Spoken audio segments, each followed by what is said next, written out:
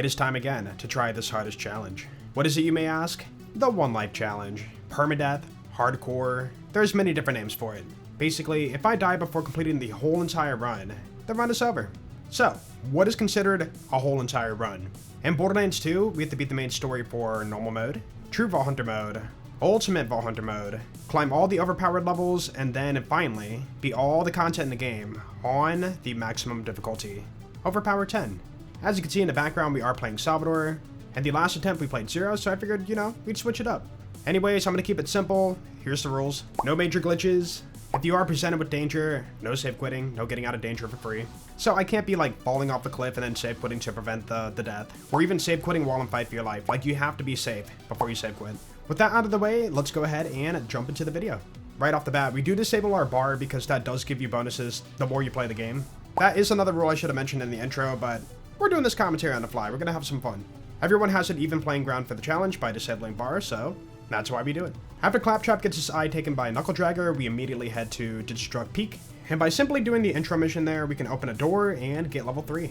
From here, we head to Fight for Sanctuary DLC, which is super over-leveled for my main character. And what you can do here is have Mordecai kill the enemies outside while you kind of like farm stuff inside, and that allows us to easily farm level 7. Well, I say easily, but there is a chance you could die because enemies can snipe you. They are level 30 plus. But it's so super early on that even if you did die here, it's not that bad to reset at this point.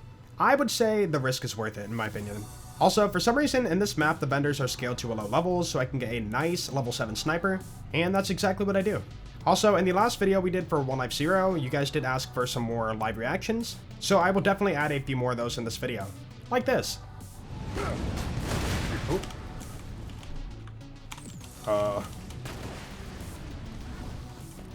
Okay. Dude, I was trying to gun Zerg to get my HP back, but I sold my SMG. Anyways, we got a decent Jacob sniper and head back to the main story. And from here, it's a breeze. We're over-leveled. Enemies die very easily. And Knuckle Dragger's not a threat at all. Boss down. We beat Hammerlock, do a little bit more mobbing, and now we're on our second boss. Boom boom. Skyrocket. Yup, it's an overpowered grenade, and everybody uses it for every run ever, so we're using it for the One Life. Some people fear this grenade because it can easily down you if you throw it wrong, but honestly its power is ridiculous, so the risk is worth it. From here we farm Boom Boom to level 9 to make sure we stay on level for things coming up, and we run our way all the way to Captain Flint. Flint is extremely easy if you know the strat. Basically, he jumps down, you body block him, he can't pathfind, which means he can't do his fire phase, which means easy kill. Flint down. Now we race over to Sanctuary, and nothing eventful happens here. And at this point, I do want to make sure I stay up on my levels for the playthrough. So our 3 options right now are to hit up a DLC for XP, farm the 4 Assassins at Southpaw Steam and Power for XP, or we farm a Savagely for XP. Now, Savagely is one of the slower XP farms, but it's super duper safe. By sitting all the way back here, Savagely will race over to you, and that will prevent all the bullet monks from spawning. Also, we can get a Herald, and we don't really need it, but it is nice to have. Trust me, I know the Herald's really good, especially on Salvador. I've just gotten bored of it over the years. Anyways, we farm until level 13, and we are finally ready to move on to Frostburn Canyon. At the very beginning of the map, there is this cool parkour to get to the red chest up top, and the red chest is scaled 2 levels higher than the base story mission, so it's a really good farm if you know the parkour to get up here and farm this chest. So, we do that for a bit and get a nice sniper, and I figured I'd grab the Lasco because why not, it's a good gun. And from here, I rush past all the combat, meet Lilith, do all the mobbing, Frostburn done. Next up, I do decide I want to get a fastball even though we don't super need it. You really don't need to do a whole lot to beat normal mode. But that being said, I don't like doing a bare minimum playthrough. Even though it is the most efficient, I think it makes for a boring video.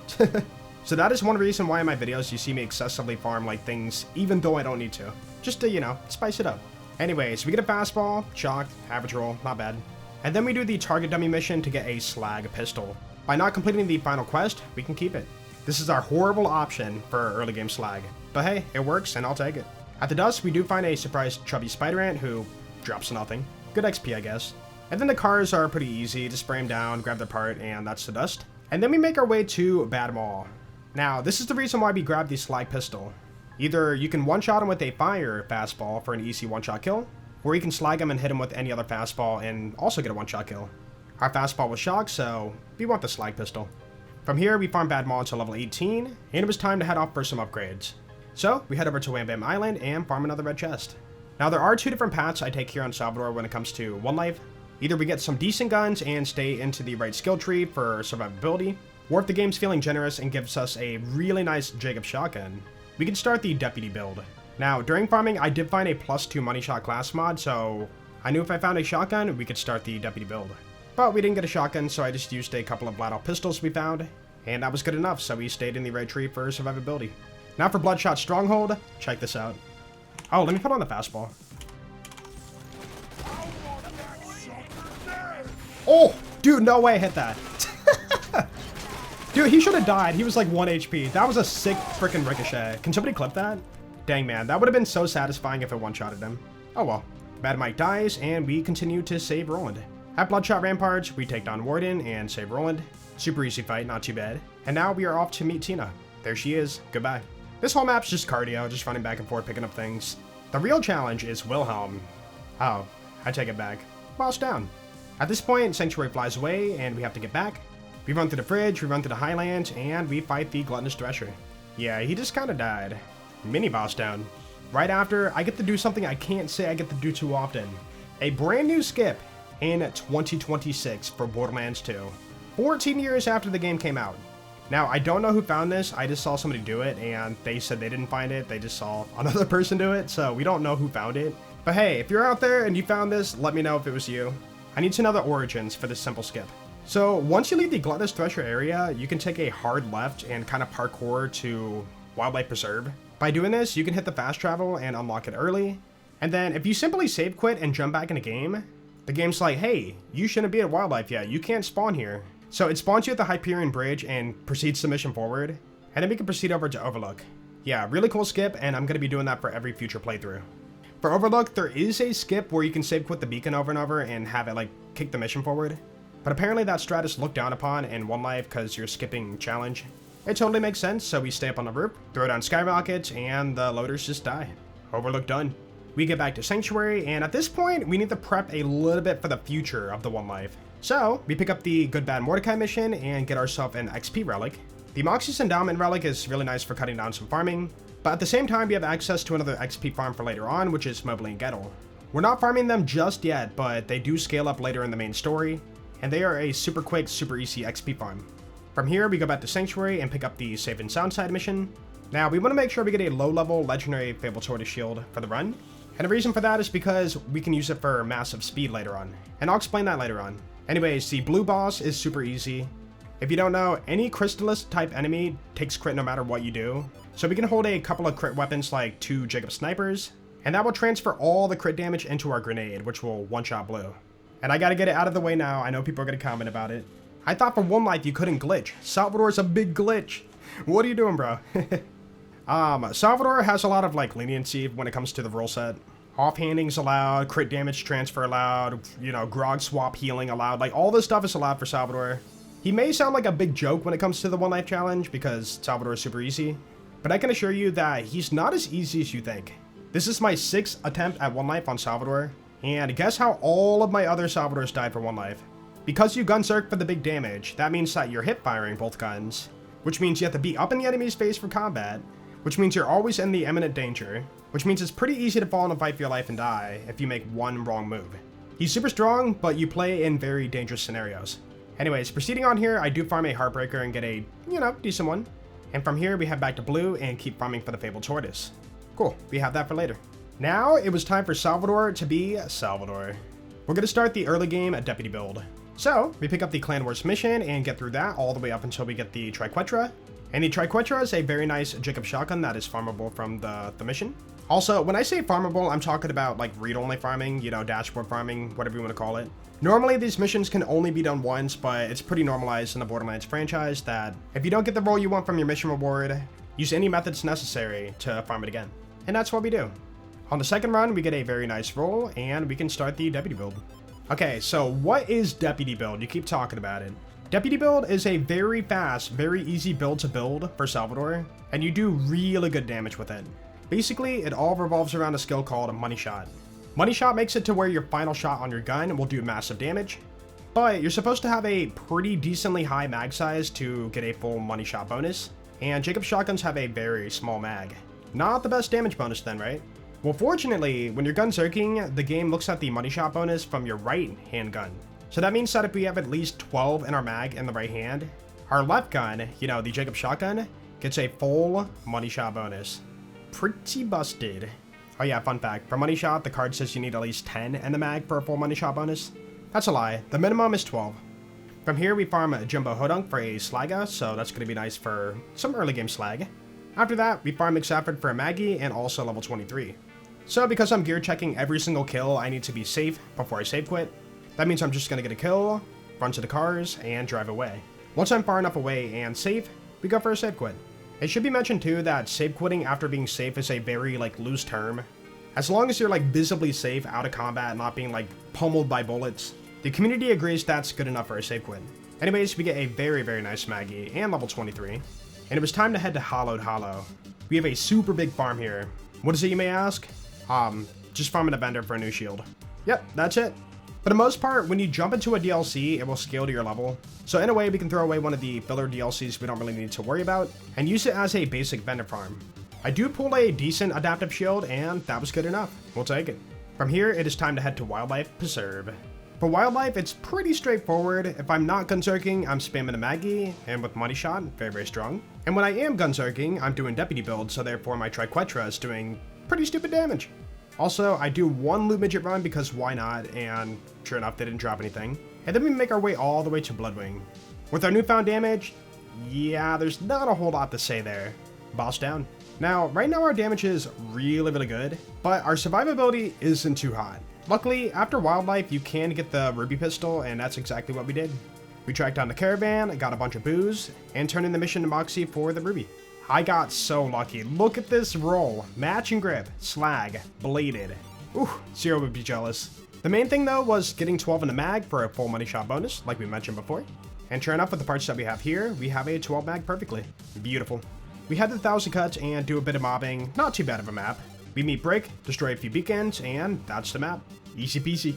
From here, I do a little bit more farming to get a decent launcher because, you know, there is that chance you could fall in a fight for your life and enemy is kind of far away. So by having a decent bandit launcher, it will more guarantee a second win.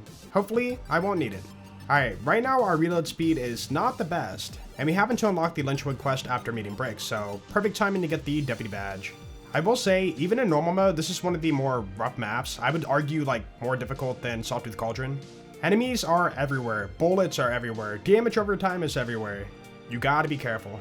We rob a bank, we take down Mad Dog, we bury some money, and we take down the Sheriff of Lynchwood. I love these Singularity Strike. You just pull her off the roof and take her out. For this run, we're not doing any pistol builds, so we don't need the Sheriff badge. We're only here for the Deputy badge, and after a little bit of farming, we did pull a perfect roll, and now my shotgun reload speed is even better.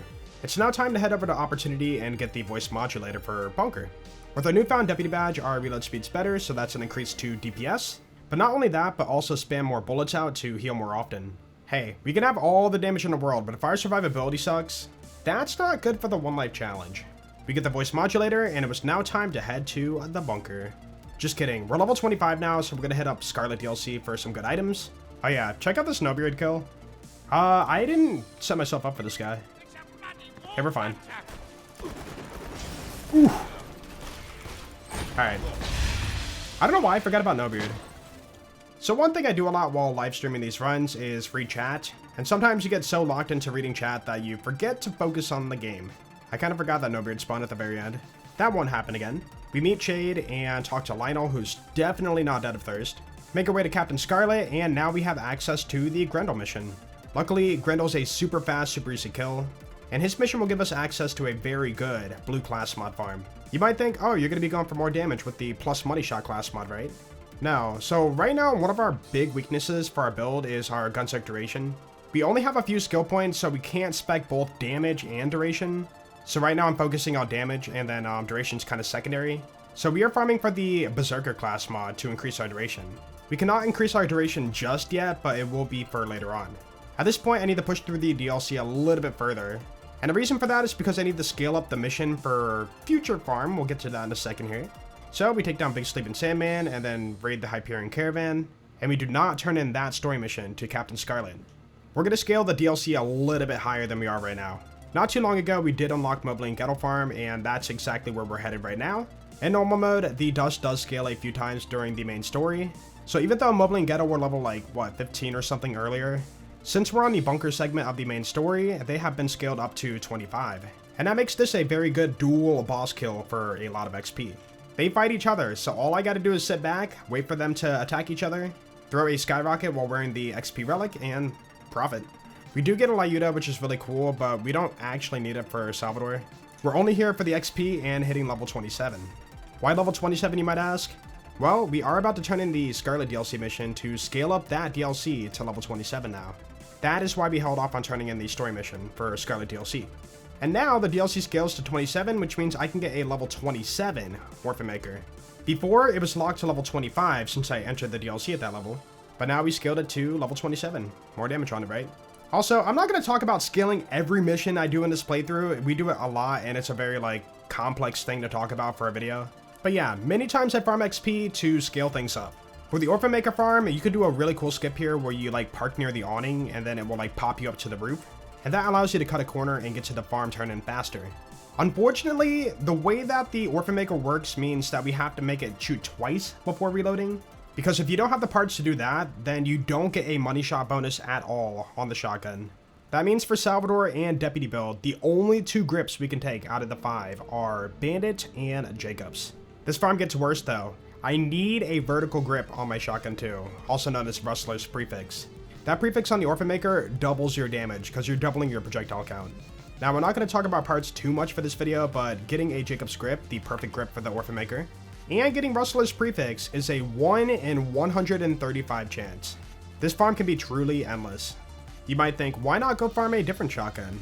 The meta. It's just the meta. No better way to put it. Orphan Maker has the most ridiculous damage and crazy good reload speed. I'm doing a 1 life. I want the best of the best. Well, at least close to the best. I ended up rolling a Bandit grip, which is second best, but this farm can truly be endless, like I said. So this roll can work, and I decided to take it. Even though it has a 3 mag, the gun in our right hand has a 12 mag. That means the Orphan Maker gets a full money shot bonus. This gun is ridiculous. Also, because we are level 27 now, we can have our damage and a tiny bit more duration in our build. So it's time to swap over to the blue Berserker com we got earlier. From here, our shield's kind of bad, so we head to another Headhunter pack. This time Water Gobbler, and then we just farm the vendor for a new shield. Okay, now it's time for the bunker, so we head over to 1000 Cuts, and just look at this man, it's a massacre. The Orphan Maker is perfectly balanced, yep. And then for fun, we snipe face McShooty. I looked away, I just hit that? Oh, cool. Proceeding on, we take down the turrets, and it was time for bunker. Now, I was going to go for the one-shot kill because we do have the damage to do so, but bunker gave me this really funky cycle, and I wasn't going to mess around and try to get the one-shot. I just sprayed him down, got the kill, and of course, no sham drop. But we did find a better launcher, which we have not needed thus far. Still nice to have as a backup. And it was now time for Control Core. This map sucks, I'm skipping it. Right after, we do farm the chest room for anything good, and we happen to find a Raider com with +3 on money shot, a small upgrade.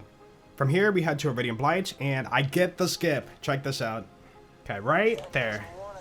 The skip, dude, come on, give it to me. Dude, I got it. Yo. Hey, look, it looks really simple, but that skip is so hard to land. I'm just glad I hit it. We unlock Sawtooth Cauldron, and at this point, I'm going to get a little bit more XP before I proceed on. And what better way to chill than doing the Christmas DLC?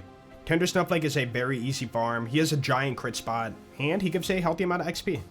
The only unfortunate thing is you have to run kind of far to get to the boss fight. But remember earlier on, we did farm a Fabled Tortoise, and we're going to take advantage of the movement speed you get from it.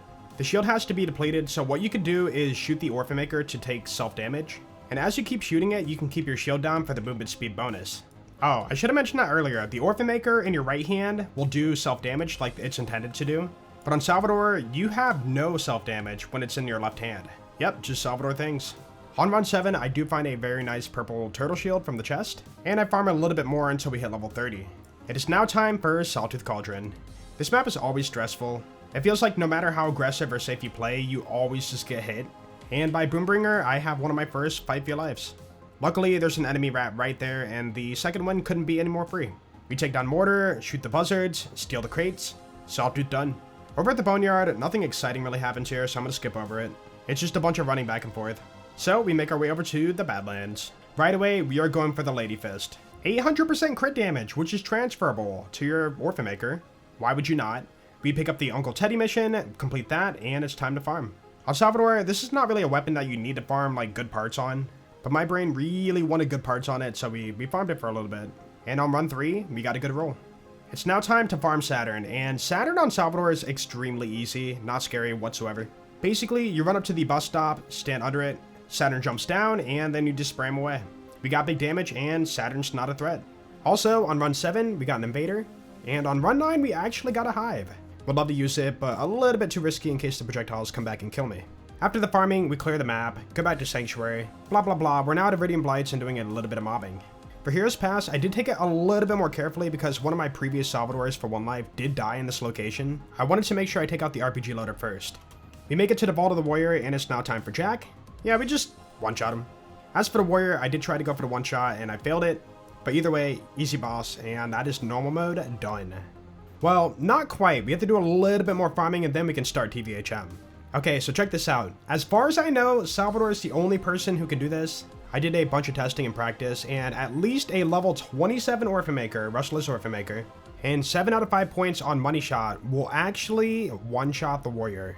We call this Zero Cycle because the Warrior doesn't go back into the lava like he's supposed to. So if you do enough damage to the Warrior when he's in this specific animation, the fight just immediately ends. Pretty cool. Anyways, we farmed this all the way until level 37, which does take a little bit. And it was now time for true Vault Hunter mode. Okay, how far in the video are we? We're 20 plus minutes in. Oh my goodness, I've been yapping. Okay, for TVHM, I'm not going to cover everything again in extreme detail, but we'll cover the main stuff. For Knuckle Dragger, they die pretty easily. And right after, we head to Tina DLC to get the grog, and I almost lost my run. Check this out. Nope. This place used to be really nice. Oh, I got it! The skip, dude! I say we head toward the town. Oh, I'm out of bounds. No, we're good. Dude, I was out of bounds for a second, though. That was scary. Yeah, I got a pretty cool skip on the boat, but I fell behind the barrier, and it gave me a heart attack because, for One Life, if you're stuck out of bounds, the run's over. Luckily, after the boat docks, the invisible wall goes away, so our run is not ruined. Whew. Alright, Bony Pants, dead. We run around Flame Rock. We run through the forest. We run through the Immortal Woods. And then when I get to the 3 dragons, I have a, slightly scary moment. I caught a pretty bad fire dot, but we were able to fight through it. As for the 4 kings, not too bad. Just aim for the crit, and they will die pretty fast. And that now means we can head to the Mines of Avarice and get the grog. So for One Life, when it comes to TVHM, you don't really need the grog, but it is really nice and calming to have that really good healing. Back to the main story we go. Boom Boom dies, alongside with Captain Flint. We run around for a bit, and then we die at Frost Spring Canyon. I'm just joking, we got a second win, but I played it really bad there. I'll admit it. After getting to the dust, we do a cool trick where we hold the Lady Fist and stay in a car, and that will actually transfer the crit damage to your car bullets. So if there's any bandits in the backseat and you land a headshot, they're gonna die. Also, if you're ever doing a One Life, make sure you are very careful around the main spawn. Even though it feels safe, sometimes this can happen. Yeah, I was gonna say, somebody might jump over. I'm glad I waited.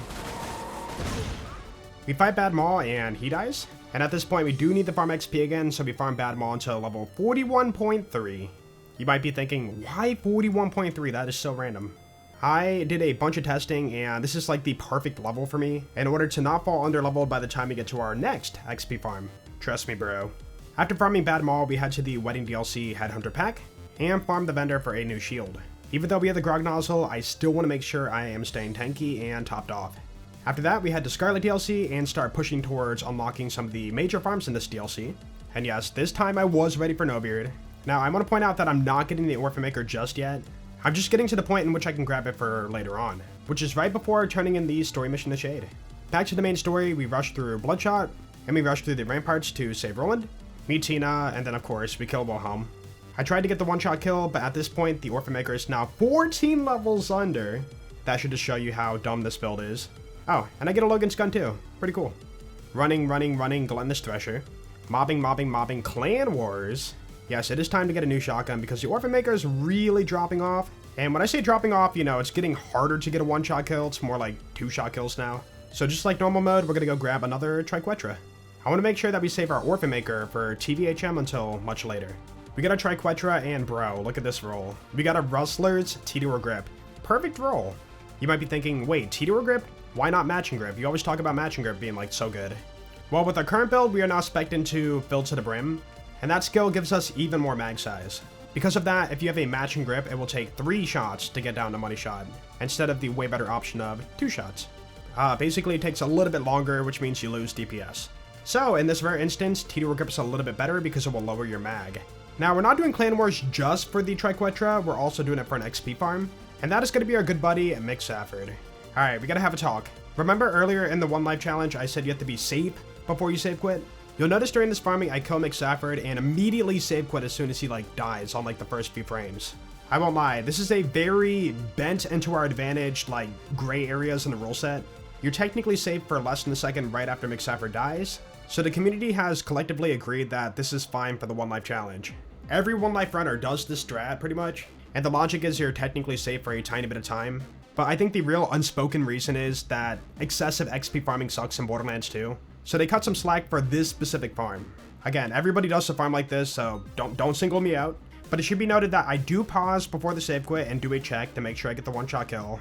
If I don't see Mick Safford with a big blood splat, then I know I failed the 1-shot. And at that point, I will run away and get safe before I save quit.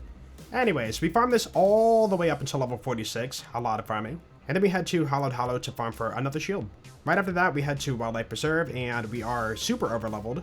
So this map is pretty easy, and we make our way all the way to the boss. And as you might have guessed, pretty easy, the boss dies. Sorry, Bloodwing, nothing personal. We do a bunch of mobbing at 1000 cuts, get the voice modulator from Opportunity, and this is where I grab my new Orphan Maker, but somehow in this routing, I was a little bit under on my usual XP routing. So I head back to Mick Safford and farm that for a little bit longer to get level 47. Yeah, I'm guessing maybe I skipped too much combat running through, and I just didn't get enough XP that I normally get. But that's okay, we were only 1 bar of XP away. Now that we're level 47, we can go back to Scarlet DLC and turn in the mission to Shade, and now our Orphan Maker farm is also scaled to level 47. On the very first run, yep, I'm not even gonna say it. Now, it was the second best, which is Bandit Grip, but I'm not gonna fight that, that's still a really, really good roll. So I was really happy to see that. Oh, and here's my reaction. Alright, we're ready. What the? Yo! Bandit Grip, no, I won't fight it. Dude, there's no way!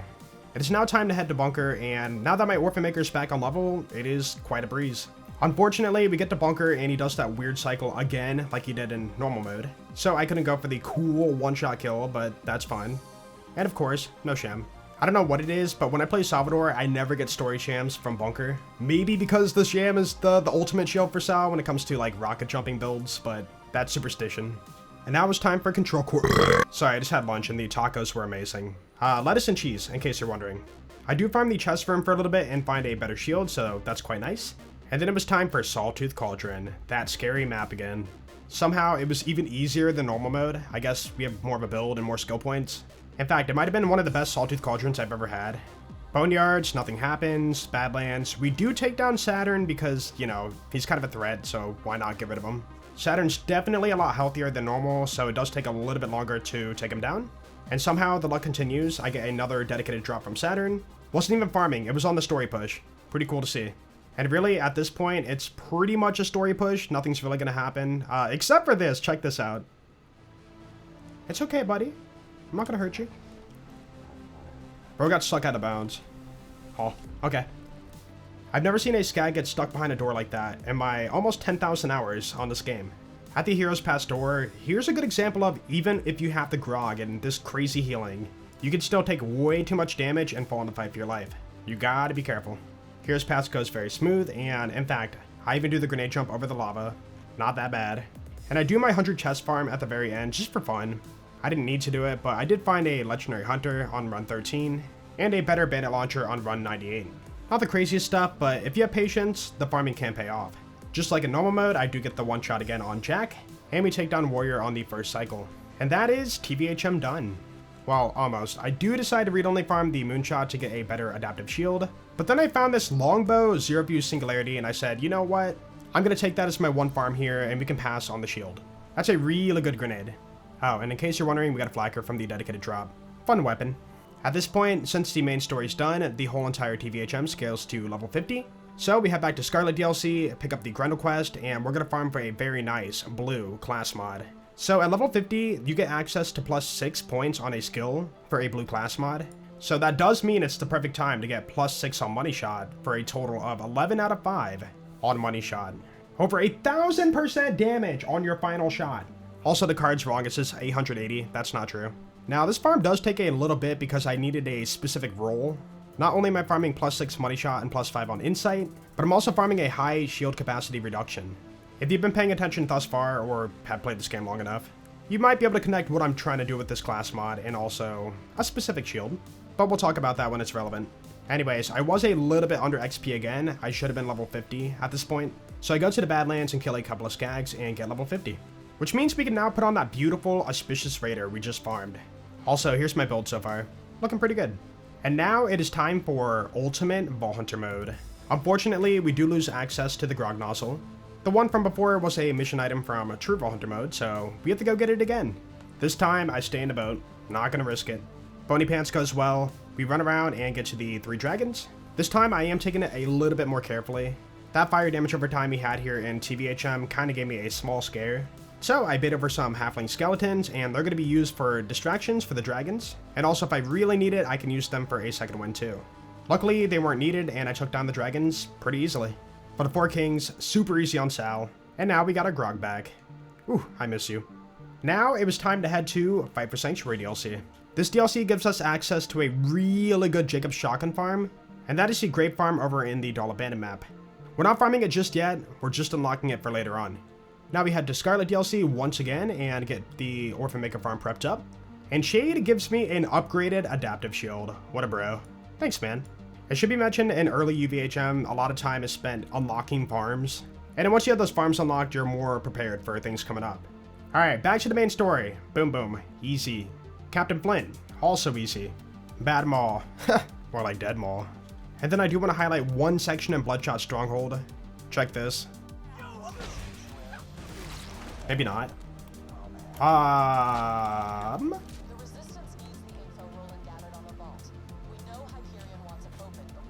Dude, that's a situation to be in. I'm just gonna chill for a second. The explodey guys, man. Okay, that was our... I don't know, do we call that our closest call? If that would have been Fight for Your Life, that would have been an awful second one to get. Yeah, that was very close. The bomber guy, I thought I killed him, but he didn't die. So he did the explosion attack and health gated me, so I had like no HP left.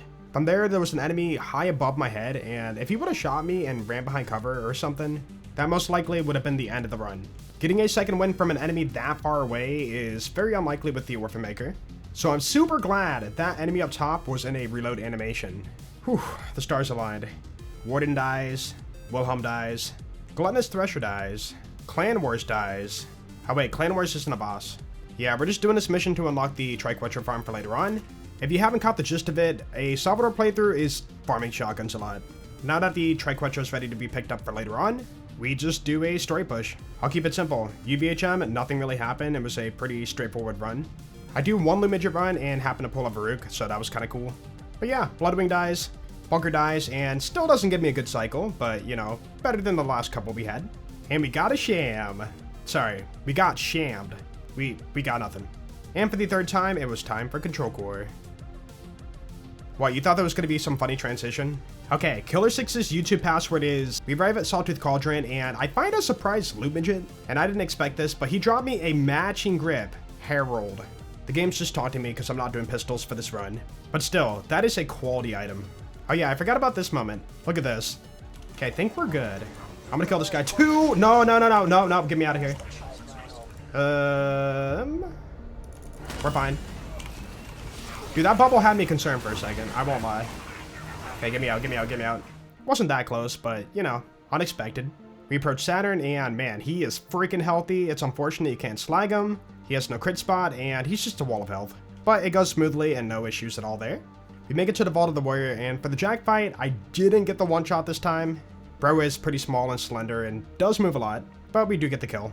And the same goes for Warrior 2. And that is UVHM done. All we have left is getting to max level, the UVHM climb, and beating the main story and all the content at max difficulty. We are doing really good.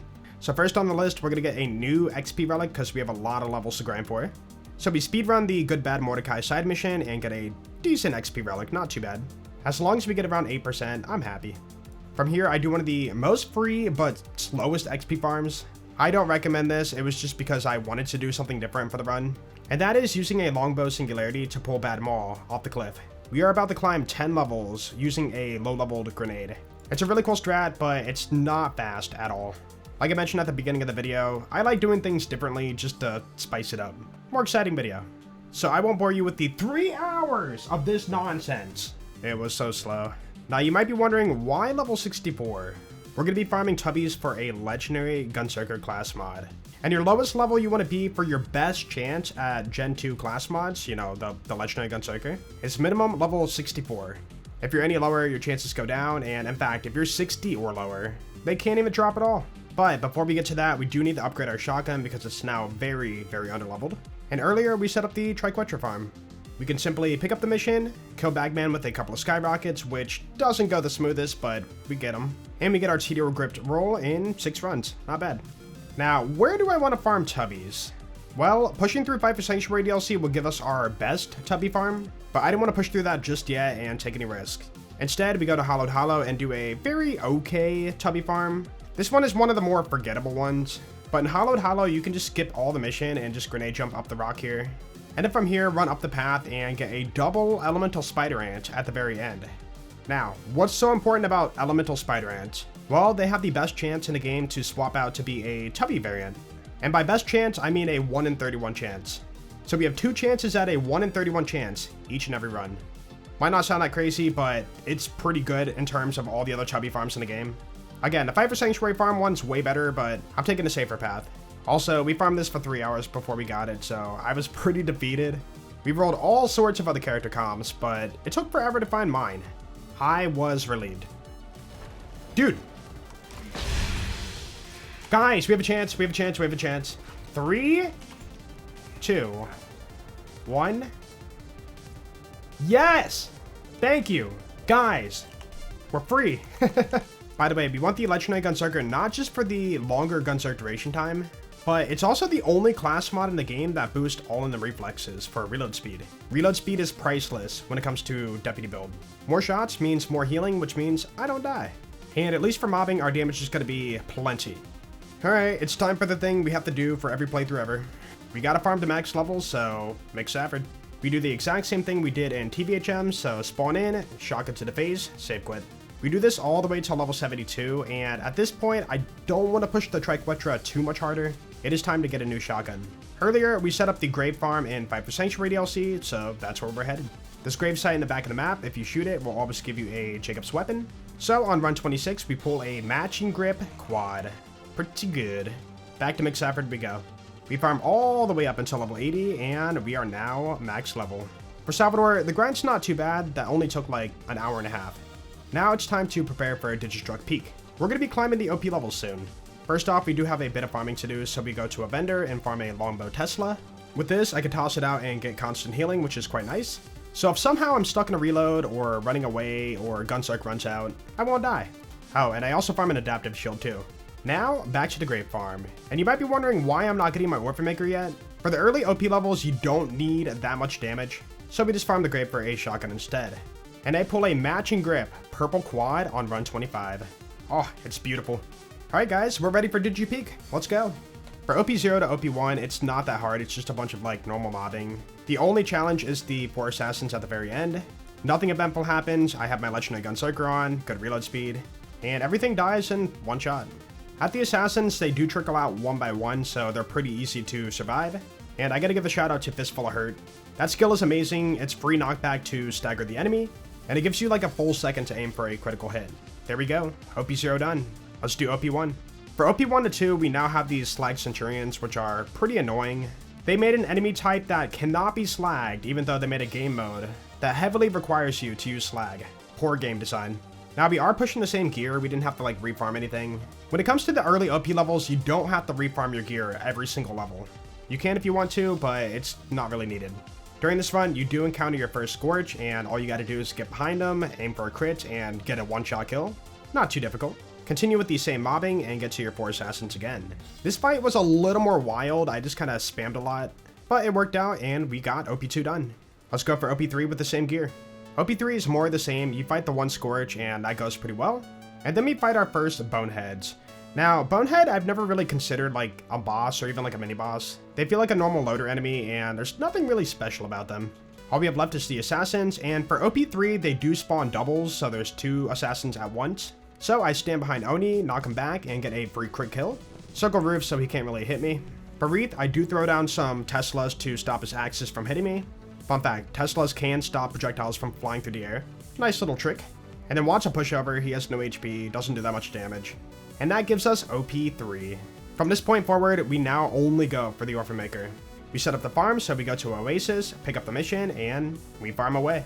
On run 11, I pull a Bandit Grip, Rustler's Orphan Maker. That was so fast. What is with my luck with this farm? The only unfortunate thing is so far I have not pulled 1 matching grip on the Orphan Maker for the playthrough. So I told myself if I get to OP10, I will farm for matching grip. Bandit Grip is still pretty good. Oh, and by the way, the trick I was talking about earlier with the shield and the Auspicious Raider, yeah, it subtracts the low-level Fabled Tortoise to 0, so we get the 50% speed bonus while doing this farm, which is quite nice. As a side effect, it looks like I'm not wearing a shield, but I'm actually wearing the Fabled Tortoise. It just doesn't display it. Right after that farm, I do want to get a better shield, so we go to Tina DLC. And there's a mission called L in Shining Armor that gives you a guaranteed blue shield. For this mission, it's super simple. You go to the forest, you pick up the bulky armor, and that's it. After a little bit of read-only farming, we do pull a decent adaptive shield on run 22. And honestly, that was good enough. You might be thinking, why are you not going for the Rough Rider on Salvador? It's like the meta shield. Well, the reason for that is because we are going to be resetting our UVHM quite a few times to get new Orphan Makers for the OP level grind, and pushing through a third of Hammerlock DLC each and every time to unlock that farm isn't the most fun, so we just go for a basic adaptive. But if you get to OP10, I will be going for the Rough Rider. Now we are technically ready to go back to the peak, but my brain told me like, yo, you should overfarm and overprepare. So I pushed through Scarlet DLC on OP0, and just so you know, we are allowed to push through content on OP0, because later on, when you get to OP10, you are locked to OP10. That is when you do the most difficult playthrough. Every person does this for 1 life. I speedrun through the Scarlet DLC and get to the Peppernell farm, and at this point, this is where I up it back up to OP3. We're going to be farming for a nice OP3 Corrosion Peppernell, and the reason for that is because we're coming up on turret peak.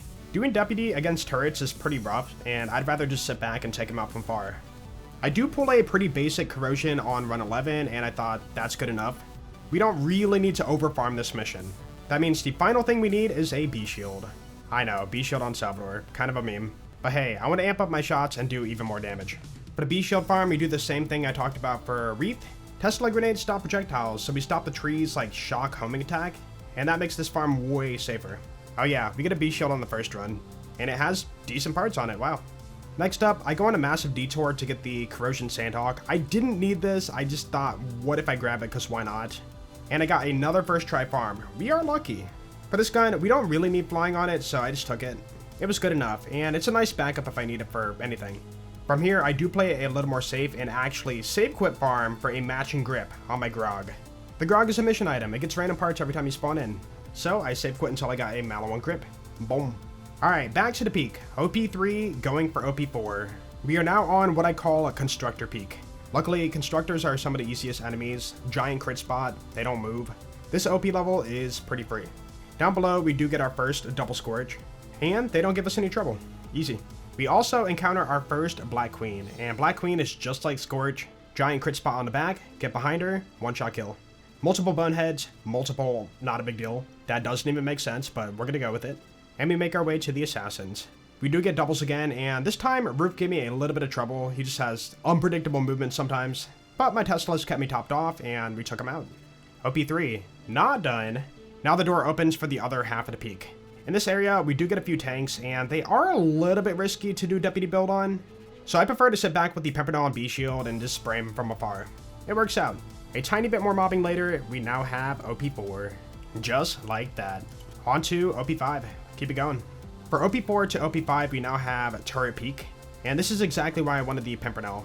Shoot him from far away, and it's an easy win. Also, I gotta put it out there, a lot of people know about the Pimperhab glitch on Salvador.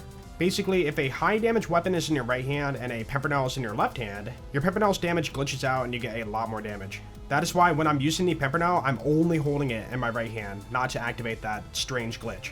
I gotta say, sniping with the B-Shield and Pimpernel and having money shot is kind of insane. Maybe I'll consider doing that more for Salvador in the future. Another double Scorch down, and we fight our first double Black Queen. Nothing to see here. Easy peasy. From this point forward, I'm skipping over Bonehead area. It's pretty boring to watch. I'm not gonna lie. And then we fight our first Doc Mercy. I missed my first shot on the spawn-in, but I got the second shot to land a crit, and the Doc goes down. For the Assassins, we have doubles again, but at the same time, they're spawning enemies in the arena too. It goes pretty well, wasn't too bad, but it is nice that if you were to fall in a fight for your life during that part, you have plenty of trash mobs for second wins. A bit more mobbing and turrets later, we have done it. We've unlocked OP5. At this point, I'm feeling really good. I'm like, dude, we can do this. We can get to OP10, I believe. Without upgrading our gear, I jump right back into it. Let's go for OP6. For OP5 to OP6, no close calls, more the same. The only thing that really changes for this run is you have to fight Binary Boss at the very end of the peak. Oh yeah, and you do get double Doc Mercy. Bro is a pushover. Who does he think he is? For the Assassins, I do make one small mistake and actually have my first fight for your life at the peak. But I wasn't worried, Oni was right there and I got a free second win. Mobbing Binary Boss. For Binary Boss, I just put on the B shield and use the Pimpernel and just keep sniping him around the corner. Luckily in this arena there's a building on the left side, so you can just use that for cover. Just like that, we have now unlocked OP number 6. And our Pearlescent was an Unforgiven. Yay, such a great weapon. I'm more excited for this blue adaptive shield that dropped. Thank you for that, appreciate it. Now I need a new Orphan Maker, which means it's time to reset UVHM. Remember, the Orphan Maker is only a one-time farm in said playthrough. Every time you want a new one, we gotta restart the playthrough. That also means we lose our Grog and have to get that again too. So in the meantime, we can just use the Ruby and speedrun through Scarlet DLC on OP0. Once we unlock the Orphan Maker farm again, we up it back up to OP6. We pick up the mission and it's time to farm. This one was also pretty lucky. We got it in 48 runs. But again, we got a freaking bandit grip. I will never get matching grip on this thing. Either way, it works. I'll take it. Now we drop the level back to OP0 and head to Tina DLC and speedrun our way to the Grog. OP6 Orphan Maker against OP0 enemies. Yeah, it goes as expected. We got the Grog. While we're here in Tina DLC, I do want to get a new B shield, so I did up it back up to OP6. And we got a horribly rolled B shield on run 3. Over the years, I've kind of stopped farming like really good parts on the B shield. As long as it is on level, that's good enough. I'm not going to worry about good parts until OP10. Now, I was going to go back to the peak, but then somebody in my chat said, why not have a Slag Lady Fist? I said, you know what? Let's go back to TVHM and grab one. We never did get our Lady Fist in TVHM. The Grog does suck for slagging long range, so a Slag Lady Fist isn't the worst thing in the world. And we got a pretty bad parted one on run 7. Whatever, it works. Just like that, we are now ready for OP6 to OP7. This peak run consists of tanks, a lot of them. Sit back, B shield, Pimpernel, Prophet. You might notice we're now fighting Double Scorch one area back. Yeah, it's now time for Zucchino's mom. Arguably the hardest part of the peak. The scary part is on OP6, it's a 1v1, you don't have any second wins.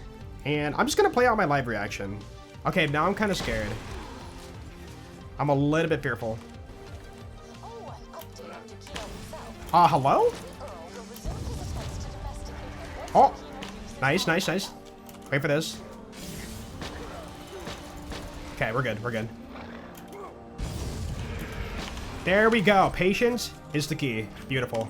I hate that boss. But we lived. For Doc Mercy, this guy's hot trash. He should just retire. And the Assassins gave me a little bit of a scare. Oni has a Torg shotgun. If you don't know, one of my previous one life Sals did die from Oni shooting a Torg shotgun at me. At the same time I killed him, his bullet killed me, and I fell in a fight for your life without any second wins around. I'm not gonna make that mistake again. Take that, Oni. I'm using 2% more of my brain this time. Anyways, we make our way to Binary Boss. It goes very smoothly, and this time we pulled a Butcher. And we have now unlocked OP7. Dude, we're doing it, dude. I'm so happy. Next on the shopping list, I do want to get a new shield, and hey, guess what? We reset UVHM not too long ago, which means we have access to the L and Shining Armor quest again. Easy adaptive shield farm. Oh yeah, and during this mission, a tree dropped a B shield, so I wasn't trying to farm it, but I'll take it. And it actually rolled double TDR, the lowest recharge delay. Very nice roll. Anyways, we farmed the quest and get a good adaptive on run 11, and it was now time to head back to the peak. For OP7, in my opinion, it's probably easier than OP6. The spawns and the bosses don't change that much, and you get to fight Dukino's mom with second wins during the fight. The only difference in this peak run is you have to fight one Saturn. But before that, we do kill Black Queen and get our first legendary drop from a boss. It took a bit, but we got to nuke him. As for Doc Mercy, bro smells like he eats garbage for a living. Take that, you pitiful loser. And as for the assassins, this is the point in which we get all 4 spawns at once. I'll let it unfold. I feel fine. I feel fairly safe. Yeah, that's questionable. As long as he doesn't go too far away.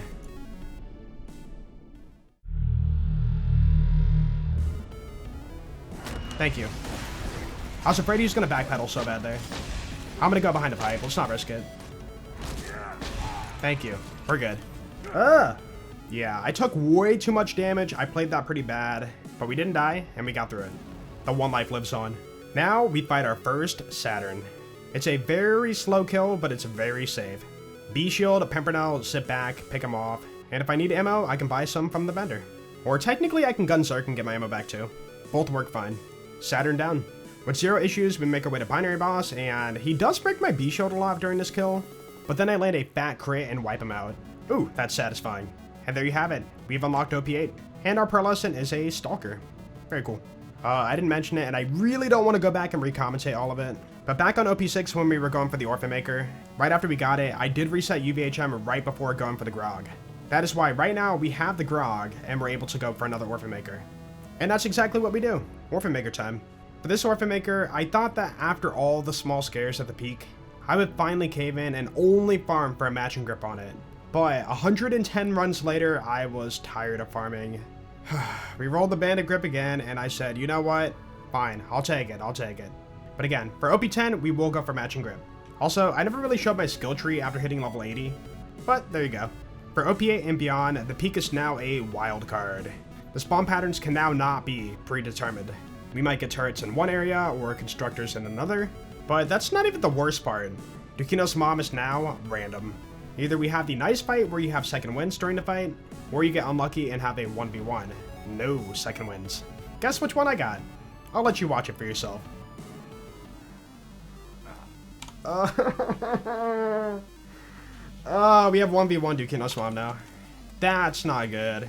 Alright, well, let's kill off all the enemies and then have our 1v1. And hope for the best. Okay, big overkill.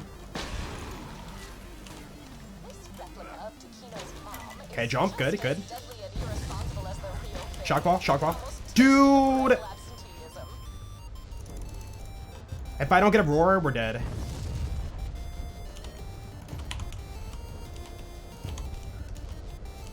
Oh no. Bro. When I missed that second crit, I was like, this is over. And then my third shot locked in. Oh my goodness. The one life lives on. That wasn't stressful whatsoever. For the rest of the peak, everything was a lot more easy. Doc Mercy dies, like, bro is so stupid. He has to have the lowest IQ on Pandora. What a dummy. For the assassins, we randomized double spawn, so that kind of worked out in my favor. It went pretty well. I played slowly. And now it's time for our first double Saturn. Well, kinda. There's a cool trick you can do. If you finish off the final trash mob while sitting really far back, you can inch forward and spawn only one Saturn at a time. So, we spawn the one and slowly whittle him down and take him out. And then we inch forward a little bit further and spawn the second Saturn. It's much easier taking out one at a time. Both Saturns down. A bit more mobbing later, we now fight Binary Boss. Kinda sad to say, but for being the final boss of the peak, Binary Boss is one of the easiest. It is pretty anticlimactic. Anyways, it goes without saying, we got OP9. One more OP level to go, dude. And we rolled an Unforgiven. Yay. To prepare for OP9, I do farm another B-Shield. I don't really need to, but we've made it so far, I don't want to take any risks. And we pulled a pretty bad part of B-Shield, but like I said before, if it's on level, I'm taking it. OP10 is when I really farm for like good parts. And now we're ready to push for OP10. For our spawn patterns, they were actually pretty decent, except for, you guessed it, another 1v1 with Dukino's mom. No second wins. I'm starting to think that I'm cursed. This time, I sit back a little bit further and go for snipes with the Orphan Maker. Honestly, it felt safer, and it worked out. Dukino's mom down. And Black Queen down. And Bonehead down. Alright, let's go kick Doc Mercy's hideous, ugly butt. Keep the healing out. Okay, is he throwing transfusions? Ooh, that's not good. Please. I know not to push too far. I think that's it. He's behind the wall. Oh, dude. Oh, my goodness, dude. Yeah, double Marauder and Doc Mercy shield. I couldn't snipe anything out of that. The curse, Friday the 13th. You know what? It actually is Friday the 13th today. No, I'm not even sad. Like, I feel fulfilled on this run. Yeah, we finally died. Dude, OP9, man, that's pretty good. So I'm not too upset about it. I watched back the death many times, and it's just really a case of too much damage too long. I just couldn't out-heal the DPS. Also, my 2-second wins were Marauders, and as soon as they backpedaled, I said, alright, let's not focus on you guys anymore. So my only option for a second win was Doc Mercy. I was praying for him to taunt or throw a grenade or something, just any way to move the shield out of his face, but that moment never happened. Overall, I'm super happy we got to OP9. It is unfortunate we were one level away, so close. But hey, maybe next time we'll get there. And that, guys, is the tragic tale of One Life Salvador. So close, yet so far. Anyways, thank you guys for watching this super duper long video. I don't make them very often, and they're a massive amount of work. So if you could drop a like and a comment, I'd really appreciate it. You know, share it around. You'd be totally awesome. Thank you. But yeah, that's the run. Total playtime on the Salvador was 36 hours. And I will say I learned a lot from this run to not do for next time. Next time's OP10. I just feel it. Anyways, thank you guys for watching. Hope you enjoyed the video. Have an awesome day, and I will see you in the next one. Peace out.